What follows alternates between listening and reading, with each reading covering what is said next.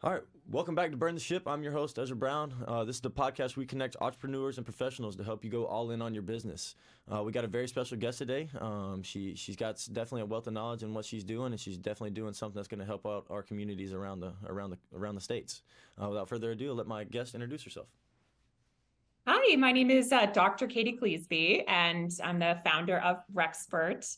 And I'm excited to be here today on the podcast. So thanks so much for this opportunity. That's awesome. Thank you so much for coming and sitting down with us and having a conversation. It's always good to sit down and meet new people and have new conversations. But really, Katie, kind of tell us a story. Paint us that picture of what you guys have been getting into, kind of how you got into being Recspect to what to where you started to kind of how you've gotten into where you are now.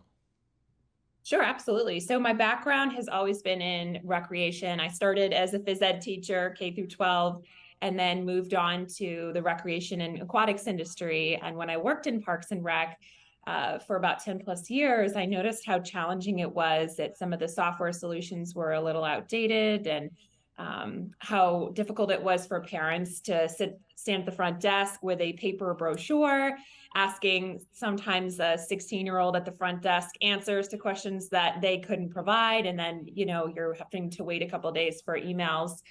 And so during the pandemic, right, fast forward when the world shut down, everybody went outside. And we realized that when the physical rec center building shut down, people were looking for online resources for to recreate themselves for what's happening in their local community. And then we realized that there were 15 plus clicks Right. on some of these government websites or the YMCA's. And there's nothing wrong with the content they're sharing. We just want to make it easier for families to find that and to be more involved, health wise, community wise, in accessibility. So I left Parks and Rec in September of 2021. My story is I left abruptly on a Friday and I did a half Ironman on Sunday, the Atlantic City half Ironman. And by Monday, I had a business plan ready to go and we were off and running. So, it's taken us a couple of years, as with any startup, to find our way. But finally, we're here. We're embracing the software companies and making it easier, all on one platform, to integrate multiple software providers on one platform to find everything you need in your community. Right, which is super awesome because you guys are very kind of like you're one of one in your own way, in your vertical of what you're doing. You're kind of one of one. There's not really somebody doing what you guys are doing. That's my next question is kind of what's been those kind of headaches that you've kind of ran into as starting a startup. What have been those headaches? Well, it has, yeah. When you're a startup founder, it's high, low, lows, and it changes by the second. It's not even like throughout the day, you might have a win and then you hit a challenge. But Right. for me, I am not technical, and I just finished my doctorate in organizational leadership. So my jam is leading teams and motivation, and I can see the vision and the big picture, but Right. I've had to do a lot of work understanding the technical aspect of a startup and the front end, the back end, and CTOs, CPOs, and the API integrations and how all of that works Hmm. really fast. So I feel like I finished my doctorate, but I felt like in practical terms, I felt like I got a whole other MBA just because I went right into it. But Right. I've grown exponentially as a person, as a leader, and will continue to do that. You just got to ride the waves. So yeah. I got a question. You mentioned getting rid of those clicks. Why did you find that necessary? Like, what is the necessary feeling behind that? Getting rid of those clicks. So it's driven by our target market, which are the parents and the families, right? If you think about a physical rec center and everything that happens, different generations are coming in. And most of the time, parents, the millennials, are the ones right now making the decisions and having the kids. And they don't have time, right? Like, there's not a day that goes by that we are doing our customer discovery research and we're talking to the parents and listening to them, and especially camps, right? Oh my gosh, if you have kids and camps roll out January, no one, like, it's freezing, there's snow on the ground, and these camps come out and they fill up. And so parents have to get up super early at 8 a.m., right, to get on to make sure they have a spot. they'll go and download these crazy templates for like Excel spreadsheets because one kid's camp ends at a certain other time. And so each person in the family has all these different activities and all these different needs, right? And so you end up with 10 tabs across your search bar. They put the kids to bed and they just don't have time for all of this. Like their kids have needs and they need to put them in camp or whatever it is. So we want to make it simple, easier, right? If you think about the travel industry, it's open. They share data continuously, hotels and rental cars, it's all synced. Airline prices, you can do the same thing. DoorDash figured it out, and Uber Eats, like the restaurant industry started to share, and for the best of the customer, the end customer. Right. And now we're taking on that challenge in the sports and recreation industry because it is so archaic and fragmented. Each person, each entity is doing their own thing. Right. You've got 10 username and passwords you've got to figure out, and a million apps on your phone just to get Johnny or Susie where they need to be. Right. No, absolutely. So I coach a 17-year-old travel baseball team. And it's one of those things because I give lessons as well at the facility, but we run our facility through 3 different CRMs. Wow. So and it's one of those things that it could very easily all be under one umbrella, and I see that to this time, and then especially because I graduated a sports management degree. So some of my internships were at the Parks and Rec, and were the small town where my school was at. So it was, I could definitely see, because it was always a hassle, something going on, or somewhere where people I can't find this, can't do this, can't do that. So I can definitely very directly relate to what you guys are doing, and I'm appreciative of it because I can't wait to see it whenever it's fully up and running. Yeah, and so much of what we do is driven by accessibility and community and supporting, like the underserved. So many parks and recs have these amazing programs like free swim lessons, and people don't know about it, or changing the language to Spanish. Like our country is slowly becoming where you need to know Spanish and English, and so that accessibility and really supporting the value that the Parks and Rec industry brings to their community. When you move to a new place, when you travel, if you're on at a conference and you want to get your run, or you want to go to the gym, where you look at the full community center. So we're here to support them and get them to 2024.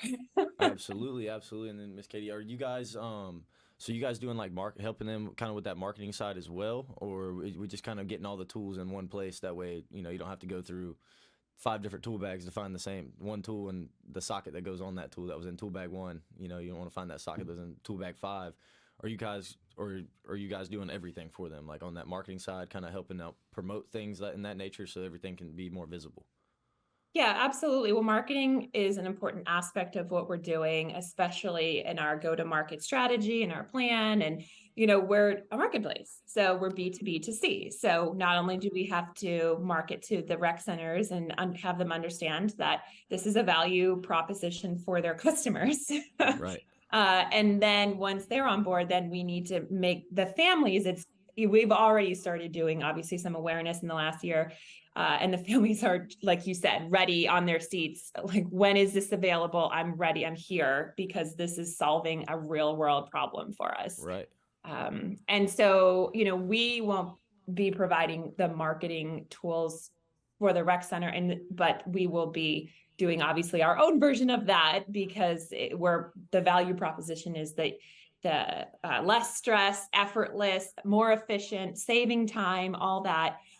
Increase your revenue because families are able to come to us and do it so much quickly than faster.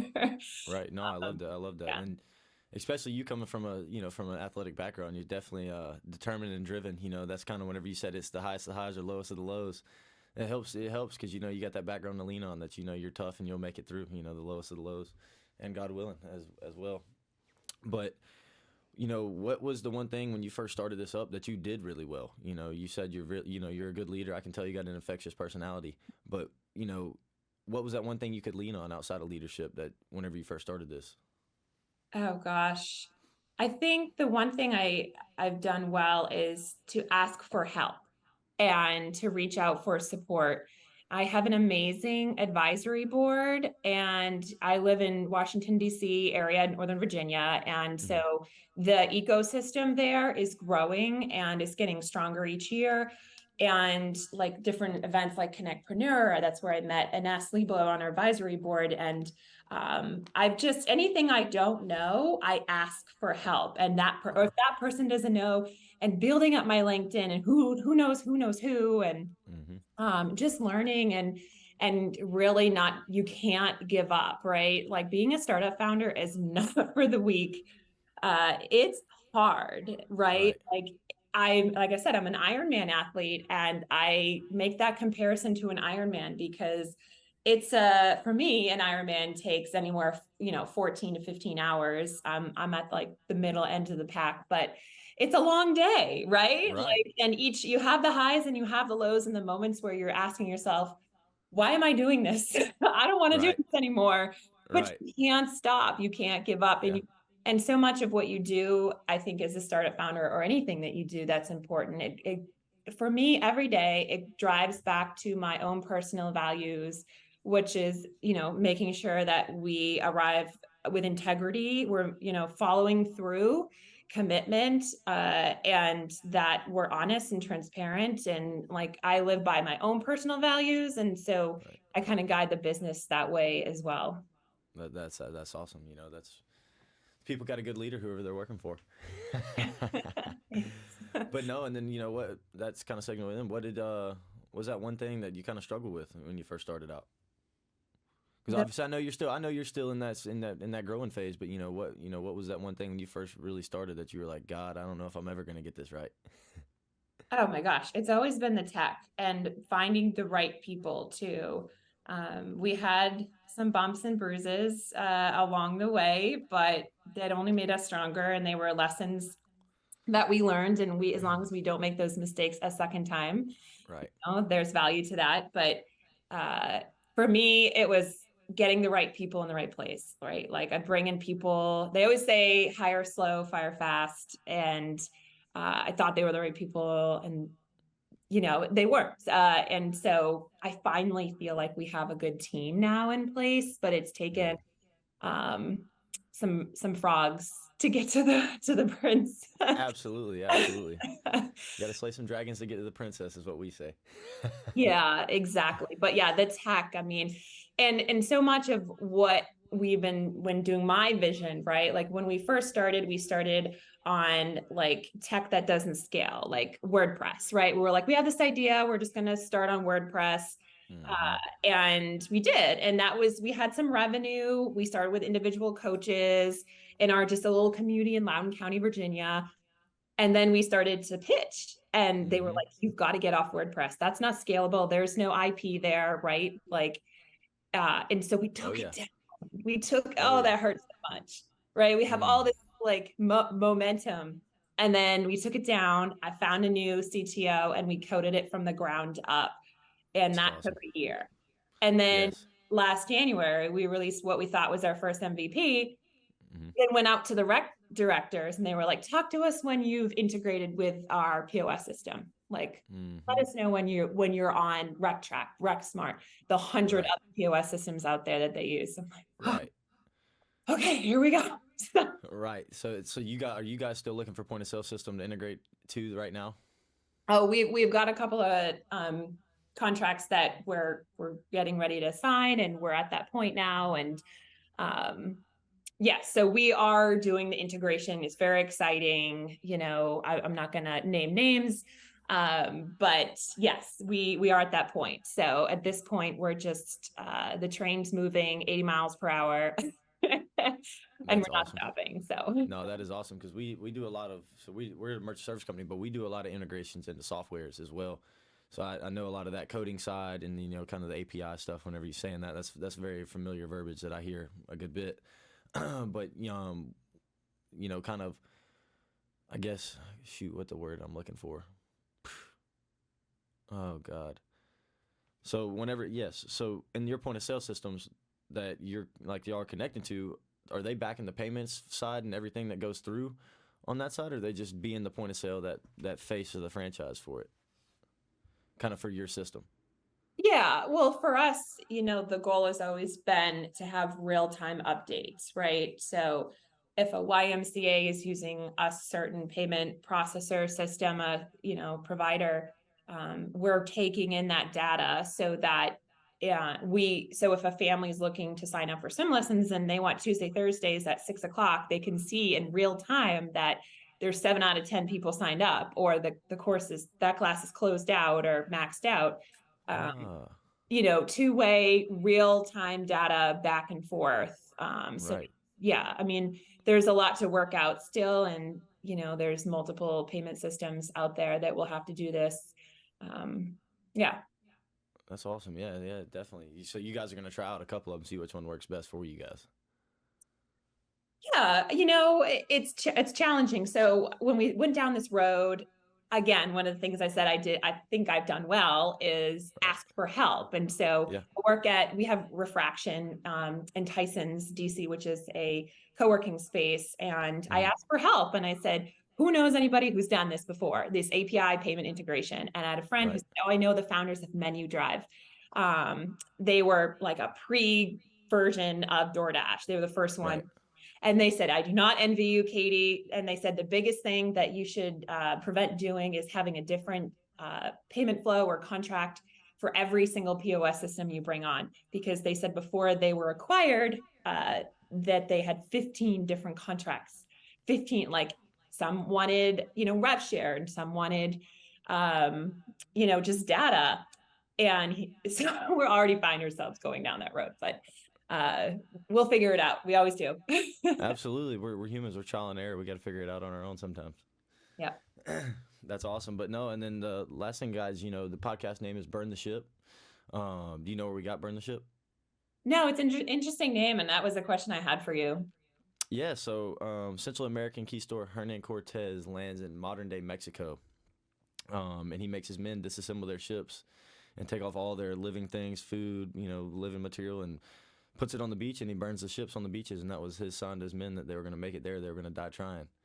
And we use that same sense in business. And so that's my next question to you is, what was it like, that burn the ship moment, when you realized you were about to go all in and do a startup? Oh, I see now with the burn the ship. Yeah, that makes sense. Like, there's no way off this island. Like, we're here. Exactly. We're going to make it here. work. We're dying trying.